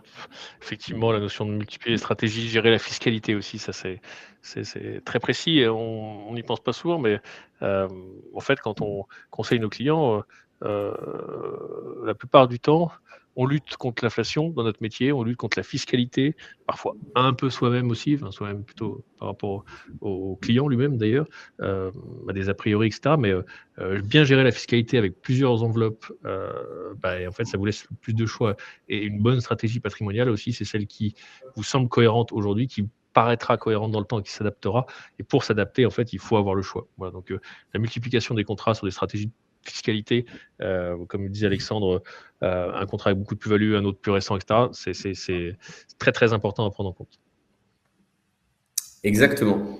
Alors, question finale. Oui, je crois que c'est... oui, je te la pose, après on fera un petit bonus, mais comment choisir le bon contrat ? C'est une question qui est finalement plutôt vaste, j'ai envie de dire, mais globalement, on a abordé, je pense, tous les points aujourd'hui qui nous permettent déjà d'avoir une idée qui est précise. Il faudra effectivement analyser les contrats sous différents angles, savoir effectivement aujourd'hui est-ce qu'un contrat nous permet d'avoir une disponibilité des fonds, donc être plutôt en architecture ouverte. Est-ce que le contrat est référencé auprès d'un assureur solide? On l'a dit tout à l'heure, avec des ratios de solvabilité, avec peut-être pignon sur rue. Est-ce que effectivement sur ces contrats-là, déjà, est-ce que vous êtes accompagné aujourd'hui? Parce que avoir un bon contrat sans peut-être avoir le bon conseil, globalement, ça peut être comme le fait d'avoir une très belle voiture sans savoir la piloter. Est-ce que avoir une Formule 1 sans avoir eu finalement la formation qui va avec serait pertinent? Je pense pas. Donc je pense qu'on finit directement dans le mur. Mais je pense que c'est exactement le cas. Donc, je pense que c'est vraiment un mix de tout ce qu'on a abordé aujourd'hui, sur tous les critères de sélection de ces contrats-là, sur tous les sujets sur lesquels il faudra être attentif. Et je pense, et on l'a indiqué aujourd'hui, que le meilleur moyen finalement de s'en assurer, déjà de savoir est-ce que le fait d'avoir une assurance vie aujourd'hui répond très clairement à nos objectifs et que ce soit sur du court, du moyen, du long terme. La bonne question à se poser, c'est déjà de réaliser un bilan patrimonial. Donc, de ne pas savoir uniquement quelles sont les sommes disponibles aujourd'hui sur votre épargne, mais tout simplement avoir une vision un peu globale. Donc, analyser votre situation financière, fiscale, immobilière, définir effectivement un cahier des charges très précis pour comprendre ce que vous recherchez et l'horizon effectivement d'investissement et surtout les montants mobilisables. Dans un second temps, cette stratégie d'investissement, si elle s'oriente vers l'assurance vie, sera définie comme on l'a intégré, de savoir effectivement est-ce qu'on va plutôt sur un versement unique, sur des versements programmés, est-ce qu'on recherche finalement une sécurité absolue, donc peut-être des fonds en euros, ou est-ce qu'on recherche plutôt une stratégie de diversification, auquel cas, on va intégrer ce critère d'architecture ouverte et de disponibilité dans le temps. A priori, aujourd'hui, être accompagné peut permettre également d'avoir un accompagnement sur le choix, effectivement, du contrat. Donc aujourd'hui, je pense qu'on aura donné quand même des grandes pistes aux personnes qui nous ont suivis pour être déjà plus à même de naviguer finalement peut-être sur le web, déjà pour voir ce qui est disponible. Mais c'est vrai qu'aujourd'hui, il y a énormément d'informations. Alors, on a une question très, très pertinente. Comment challenger nos vieux contrats qui ne sont plus performants? Et je pense qu'on y a répondu. Pour le coup, comment challenger nos vieux contrats? Eh bien, déjà de faire une analyse, peut-être rencontrer quelqu'un qui pourra vous faire une analyse complète et surtout qui sera objectif dans le sens où quelle est la date d'effet de votre contrat? Donc déjà de savoir depuis combien de temps vous avez votre contrat, qu'est-ce qui a été fait sur votre contrat et au contraire ce qui n'a pas été fait, et qu'on puisse potentiellement vous donner des explications, de savoir si votre contrat n'a pas performé, quelles sont les raisons qui ont fait qu'il n'a pas performé. S'il a performé pendant un temps et qu'il ne performe plus aujourd'hui, ça peut être un manque de suivi, un manque d'accompagnement. On a régulièrement quand même des gens qui nous disent que voilà, à un moment donné, ils ont été satisfaits d'un conseil d'une personne et qu'aujourd'hui, un petit peu laissé à l'abandon, ils se retrouvent démunis. Donc ça peut être aussi ça. Et puis, ce qui était vrai hier ne l'est plus aujourd'hui. On a vu des clients qui effectivement avaient des fonds euros dans les années 2010 à 4-5%. Aujourd'hui, la vérité d'hier n'est plus celle d'aujourd'hui. Et pour autant, on se retrouve avec des clients qui n'ont pas eu d'arbitrage ou qui n'ont pas eu de fonds qui ont été bougés depuis plus d'une dizaine d'années. Donc, avec une performance qui finalement est inférieure à l'inflation, voire même parfois qui est nettement inférieure. Ouais, je vais ajouter un petit point, parce que c'est vrai qu'on n'en parle pas dans ce webinaire, mais c'est votre question qui m'a fait penser à ça. Pendant un temps, enfin encore maintenant, on a vu pas mal de transferts Fourgousse. Peut-être vous en avez vu, c'est en fait on transfère des contrats monosupport en euros vers des contrats en unités de compte. Depuis 2019, on a, alors ça a été un peu long à déployer, ce qu'on appelle les transferts pactes. Et effectivement, ça permet de transférer un contrat d'assurance vie qui est par nature, contrairement à un PEA, contrairement à un PER, intransférable. En fait, on peut transférer un contrat existant vers un nouveau contrat, bien sûr en maintenant l'antériorité fiscale, ça c'est super important, vers un meilleur contrat. Et ça permet, in fine, de challenger un peu les vieux contrats et d'aller vers un nouveau contrat meilleur. Attention à ça, il faut que ça reste dans la même compagnie. Mais typiquement, un contrat, je vais prendre l'exemple, un contrat BNP, multiplacement, voilà, que votre banquier préféré va vous conseiller comme étant le meilleur contrat, assez facilement, toutes choses égales par ailleurs, vous pouvez le transférer vers un contrat Cardiff Elite, qui est un contrat haut de gamme Cardiff, en conservant les avantages fiscaux de votre contrat existant. Donc ça permet vraiment de répondre à votre question sans solder complètement le contrat, donc payer de la fiscalité de cas échéant et éventuellement des avantages fiscaux. Voilà, je voulais juste apporter ce petit point qu'on ne traite pas dans le webinaire, mais qui me semble important également. Oui, et pour le coup qui est très important. Et je crois qu'on a une autre question dans la même lignée. L'assurance vie peut-elle être une option intéressante pour des couples non mariés pour se transmettre un patrimoine sans avoir des taux exorbitants lors de la succession? Et ça, c'est une très bonne question, puisqu'aujourd'hui, on sait que les couples non mariés, non pacsés, et je précise bien non pacsés avec un testament également, vont avoir une fiscalité qui est, effectivement, je réutilise le mot, exorbitante, puisqu'ils seront considérés au vu de l'administration fiscale et en termes juridiques comme des étrangers, donc vont payer effectivement des droits de succession à hauteur de 60%. Donc, ce qui est effectivement très, très important. Donc oui, effectivement, l'assurance vie peut être utilisée comme un bon moyen de transmission, bien évidemment dans la limite de ce qu'on indiquait tout à l'heure, puisque étant donné que vous ne serez non marié, non pacsé, vous serez limité à 152 500 € avant 70 ans et à 30 500 après. Pour autant, j'apporte une nuance, ça ne doit pas être un outil effectivement utilisé dans le cas de déshériter effectivement des enfants ou autres, puisqu'on aura quand même des notions qui feront barrière à tout ça, notamment la réserve héréditaire. Pour ceux qui ont suivi un petit peu des affaires très médiatisées, notamment une il y a quelques années, cette notion de réserve, même si elle avait un lien entre les États-Unis et la France, est une notion applicable. Donc oui, ça peut être utilisé pour transmettre un patrimoine de manière mesurée aujourd'hui. Et j'espère qu'on aura répondu aux deux questions. Je pense que oui. Oui, je pense également. Je pense que oui. Peut-être un petit sum-up. Après, on l'a quand même évoqué pas mal sur vraiment ce qu'il faut savoir. Après, on vous donnera un dernier bonus et un petit questionnaire pour terminer, parce que c'est vrai qu'on a débordé un petit peu ce créneau initial. En tout cas, merci de rester jusqu'au bout. J'espère que ce webinaire vous intéresse, en tout cas, que on vous apporte des éléments nouveaux dans votre réflexion. Alors, qu'est-ce qu'il faut savoir absolument quand tu construis une stratégie patrimoniale, Alexandre ? Je pense qu'il y a beaucoup de choses. En réalité, à savoir, aujourd'hui, quand tu construis une stratégie patrimoniale, je pense qu'il faut avoir bien évidemment en tête sa situation de manière très claire, très précise, savoir aujourd'hui ce qui compose notre patrimoine aujourd'hui, que ce soit des actifs tangibles, moins tangibles, financiers, immobiliers, connaître voilà, presque sa situation sur le bout des doigts. Très souvent, nos clients nous disent lors des audits que ils connaissent très bien leur situation, mais c'est vrai que de la mettre effectivement sur un papier et de l'avoir présentée de manière construite permet parfois à des gens d'avoir une vision qui est beaucoup plus claire et de se poser des questions peut-être qu'ils n'avaient pas en tête. Souvent, on a des personnes qui nous disent à l'issue de ces audits, voilà, je ne sais pas finalement comment vous pourriez m'aider. Et avec voilà, un petit peu de recul, un petit peu d'introspection, on arrive finalement à décompter voilà, des objectifs plutôt clairs.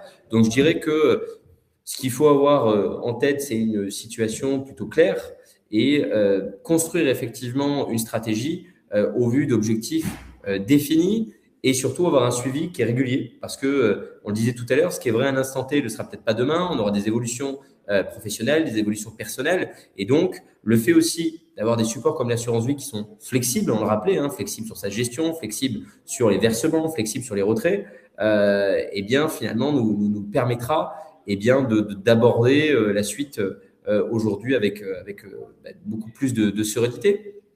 Donc aujourd'hui, on peut le dire, hein, l'assurance vie est un actif indispensable, on vient de le dire, polyvalent, qui nous permet autant de faire des investissements comme des retraits de manière très flexible.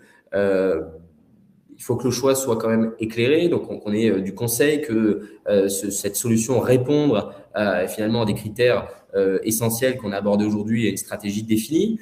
On l'a dit, aujourd'hui, et je pense que l'adage, on ne l'a pas encore évoqué aujourd'hui, d'ailleurs, c'est assez étrange de ne pas mettre tous ses œufs dans le même panier. Je pense que c'est un adage qui est plus que connu et reconnu aujourd'hui. Avoir un seul contrat, est-ce que ça aurait vraiment un bon intérêt aujourd'hui? J'aurais presque tendance à dire non.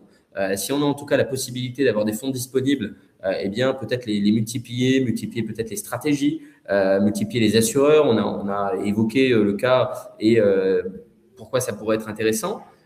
Et je dirais malgré tout que même si nos clients, pour la plupart, sont très intéressés par ces sujets, vont avoir une envie de gérer un PEA, leur propre assurance vie, d'être, on va dire, maître à bord, on ne vient pas du tout le remplacer. Je dirais qu'on vient faire une gestion qui est complémentaire. Et ce que je dis, c'est qu'on travaille main dans la main, ce qui nous permet voilà, d'avoir nos clients qui gèrent effectivement leur patrimoine, parce que ça peut être un hobby, une passion, et finalement aujourd'hui un professionnel qui les accompagne sur une stratégie. Et je referai une analogie. Voilà, nos clients peuvent avoir envie de bricoler sur leur voiture, mais je pense que dès que ça devient un petit peu compliqué et qu'il faut aller plus loin dans les échanges, je pense que le garagiste arrive à point nommé. Je pense que ça peut être la même chose pour nous aujourd'hui. Faire changer un phare, ça peut être intéressant pour un client. Finalement, aller démonter le moteur de A à Z, je pense que ça peut être plus intéressant d'être accompagné et d'être garanti que la voiture sera prête à redémarrer le lendemain. Alors, je vais te poser une question. Comment tu fais ça, c'est une référence plutôt masculine. Comment tu fais quand tu as une cliente femme? Tu utilises aussi la référence à la voiture? Pas toujours. Je dirais aujourd'hui que finalement, aujourd'hui, déjà, il y a pas mal de femmes qui finalement peuvent s'intéresser à l'automobile, mais il y a énormément de choses. Je pars toujours effectivement du principe que je vais te donner une analogie. Alors, bien évidemment, qui peut s'appliquer autant aux femmes qu'aux hommes, mais qui fait rire souvent nos clientes. C'est finalement aujourd'hui, il y a deux possibilités. Soit vous êtes effectivement ce que j'appelle un cordon bleu, c'est que vous adorez la cuisine, vous cuisinez très bien, et il y a deux choix aujourd'hui. Soit vous décidez d'une recette et vous allez faire les courses par vous-même. Vous allez manger une lasagne, vous allez me donner une liste d'ingrédients et puis vous allez faire la lasagne toute seule chez vous le soir et puis vous allez très certainement réussir à faire quelque chose de bien. Soit l'inverse, vous allez confier effectivement la recette de cette lasagne à Philippe Etchebest qui lui va même s'occuper d'aller choisir les produits auprès de producteurs locaux de qualité. Et ce que je dis à mes clients, c'est que même si je suis persuadé que vous êtes une vraie cordon bleu et que vous êtes très doué, je pense que Philippe Etchebest serait en capacité quand même de nous surprendre sur la qualité de ce qu'il nous donne. Donc, rien n'empêche d'avoir une lasagne plaisir du lundi au vendredi et pourquoi pas de manger celle du chef Etchebest le samedi, et ce qui n'empêche pas de cumuler les deux. Pas mal. Bravo. Je savais pas, je me dis, comment tu vas? Est-ce que c'est un piège ou pas? Mais non, nickel, bravo. Non, on arrive généralement quand même à expliquer de manière assez claire et avec des petites analogies la portabilité de ce qu'on veut dire. Cool. Merci Alexandre. Alors, pour le coup, Merci en tout cas également pour l'échange. ouais, on est plutôt à la fin. Alors, on va une dernière petite, je sais pas si, ouais, je vais peut-être le faire, parce que c'est comme tu Ouais. veux ce point-là. On voulait vous donner un petit bonus pour le coup sur la comparaison entre assurance vie française. Là, on n'a parlé que des contrats d'assurance vie de droit français, pour le coup, avec des compagnies d'assurance françaises. C'est pour ça qu'on a parlé de garantie, notamment du fonds de garantie d'assurance de personnes, etc., à 70 000 euros. On peut aussi travailler sur des contrats d'assurance vie luxembourgeois qui sont effectivement alors encore plus haut de gamme que ce qu'on peut avoir sur des contrats haut de gamme de droit français. Les montants d'accessibilité sont quand même nettement supérieurs parce que voilà, on peut y accéder en fait à partir de 125 ou 250 000 euros vraiment si on veut faire ce qu'on veut. Des gros avantages rapidement parce qu'on a déjà largement dépassé le temps, mais ça va être quoi? Ça va être en fait, on a une garantie illimitée sur les capitaux. Puisqu'in fine, on a une triangulation et c'est surtout qu'on a des privilèges qu'on n'a pas en France. Donc ça, c'est une vraie différence. Aujourd'hui, vous êtes garanti 100% sur votre capital quand vous imitez 250 000 euros, ce qui n'est pas le cas sur un assureur de droit français. Ça, c'est le premier point. Après, les autres points, ça va être, on peut mettre absolument ce qu'on veut aujourd'hui dans un contrat d'assurance vie de droit luxembourgeois en fonction des véhicules. Alors, je ne vais pas rentrer dans les détails. On aura aussi, si ça vous intéresse, un webinaire dédié mais notamment dans des FAS, donc des fonds d'assurance spécialisés, où on peut vraiment mettre ce qu'on veut à l'intérieur. Donc ça reste intéressant. Notamment, pourquoi pas, des ETC Bitcoin ou crypto, si on rentre un petit peu dans le sujet là. Mais voilà, on peut aussi accéder, donc un des gros avantages, notamment, c'est la gestion de la devise. Parce que quand vous êtes résident fiscal à l'étranger, vous pouvez être payé en dollars, vous pouvez être payé en francs suisses, vous pouvez être payé en livres sterling, etc. Et ça, c'est un vrai sujet pour pas subir le change, parce que mine de rien, ça peut vraiment impacter la performance de votre patrimoine. Hein. Aujourd'hui, si on regarde le MSCI, donc qui est l'indice monde, Action Monde en dollars l'année dernière, il était à peu près à une performance de, je sais pas, 16, 17 en euros, parce que effectivement il y a une dévaluation. On a à peu près à 6 ou 7% de performance, donc ça peut valoir le coup en fonction de votre devise principale, je précise ce sujet-là. Et après aussi, le gros plus, ça peut être la possibilité de faire du crédit lombard. Donc ça, c'est encore un peu spécialisé, mais ça reste la possibilité de faire un crédit avec votre propre épargne mise en garantie. Et ça, pour le coup, voilà. Alors, juste, je rebondis, puis après, on posera le dernier sondage. Jean-Paul vous posait la question, qu'entendez-vous par contrat retail dans les types de contrats? En fait, c'est ce qu'on disait, les contrats retail, c'est votre banque, quand vous allez à l'agence du coin, elle va vous proposer un contrat de bas de gamme, entre guillemets. Donc, c'est des contrats qui sont, c'est des contrats qui sont collectifs pour le coup, qui ont peu de support, qui sont, sur lesquels vous n'avez pas vraiment la possibilité de faire ce que vous voulez. Voilà. Donc, le contrat que va vous proposer votre banque, c'est ce qu'on peut appeler majoritairement un contrat retail. Voilà. C'est le contrat qui sera proposé à tout le monde, à vous, à votre voisin, à votre beau-frère, à votre belle-sœur. Si vous allez tous les quatre à des périodes différentes dans cette même agence ou même dans ce groupe peut-être bancaire, eh bien vous aurez le même contrat. Si vous allez par exemple à la caisse d'épargne pour apporter un petit point drôle, vous aurez peut-être tous ce contrat écureuil 2.0. Je crois que c'est le Nuance 3D. Nuance 3D, effectivement. Ouais, non, c'est tout à fait ça. Après, on les connaît presque sur le bout des doigts. Quand vous allez au Crédit Agricole, c'est le Prédicim 9. Quand vous allez à la BNP, c'est le multiplacement 2. Si vous avez de la chance, en gestion privée, c'est le multiplacement privilège.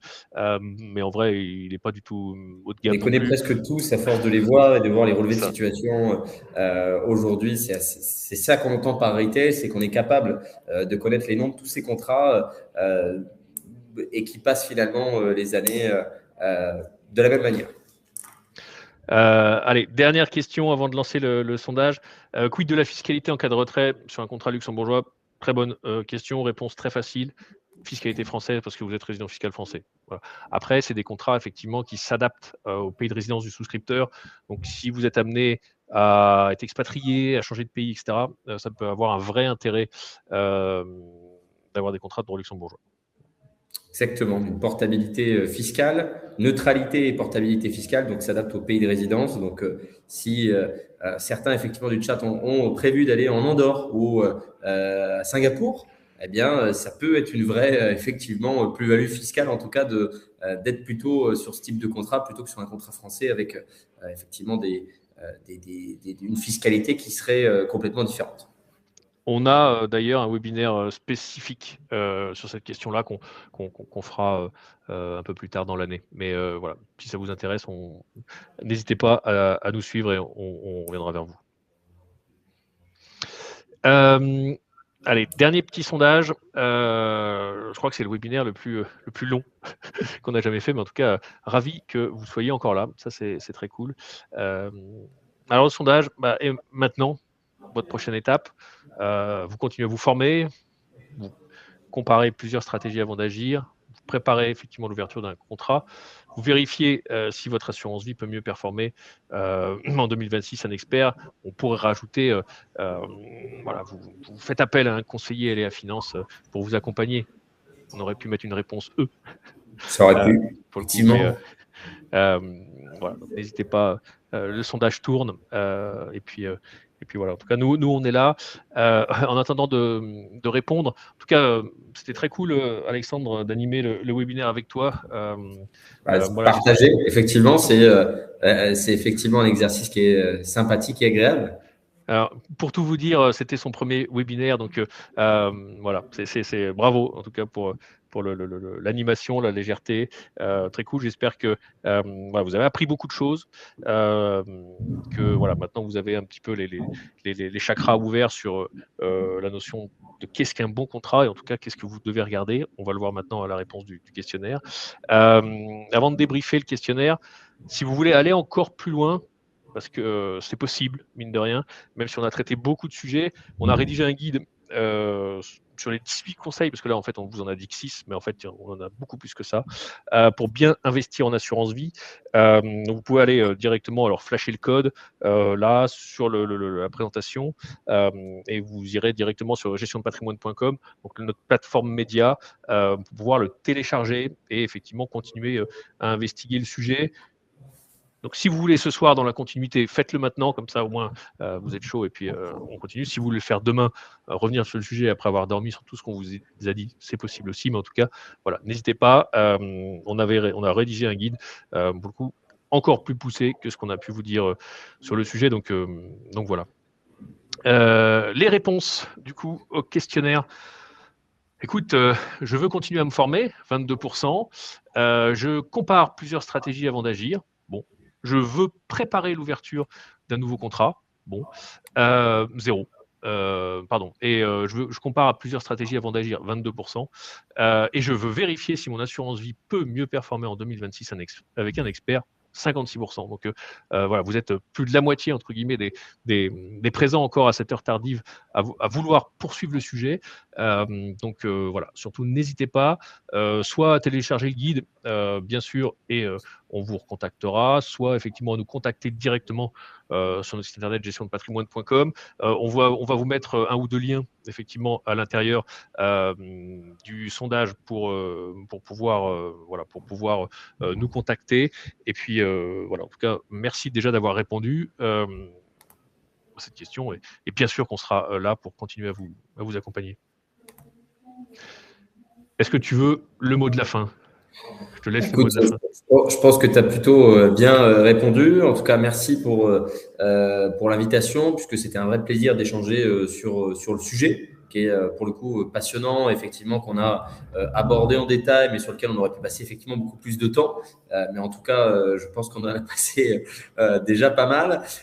Au plaisir, effectivement, de venir échanger sur des sujets similaires ou sur d'autres sujets variés. Et puis, au plaisir également, si des personnes souhaitent nous contacter pour avoir des informations, déjà dans un premier temps, ou pour même avoir une visibilité lors d'un audit ou autre, de nous contacter, soit via LA Finance, soit de me contacter directement. Mais en tout cas, j'espère qu'on aura déjà pu, dans un premier temps, donner pas mal d'informations à tous ceux qui étaient présents ce soir. Top. Eh ben, écoutez, merci. À très vite pour un prochain webinaire instructif sur d'autres sujets, parce qu'on aura plein de sujets à vous présenter avec la même vision et la même façon de fonctionner. Donc, bonne soirée à tous et merci encore une fois de nous avoir suivis, d'être restés si nombreux ce soir. Bonne soirée. Bonne soirée.